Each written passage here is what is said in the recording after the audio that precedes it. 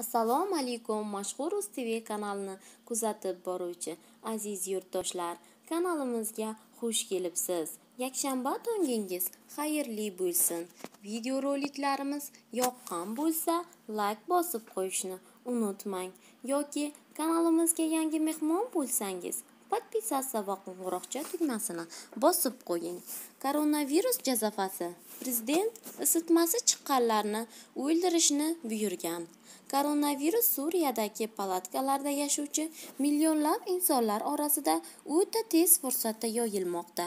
Ta'kidlanishicha, COVID-19 virusi bilan vafot etganlar odamlarning katta qismi virusning o'chog'i manbasi sanalgan qo'shni Eron davlati hissasiga to'g'ri keladi.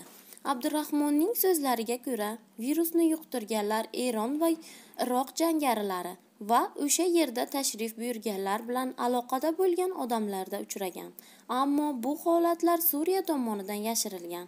Ba'zi mahalliy manbalarga ko'ra, Asad koronavirusga qarshi kurashda vahshiyona usullarni qo'llagan deb da'vo qilishmoqda. Shunga ko'ra, rejim Damashqdagi Al-Mushtahid va Al-Muassa kasalxonalarida koronavirus bilan kasallanganlikda gumon qilingan bemorlarni hech qanday karantin yo'qligi sababli ko'proq dozada dorilar berib, behushlik qilish orqali o'ldirmoqda.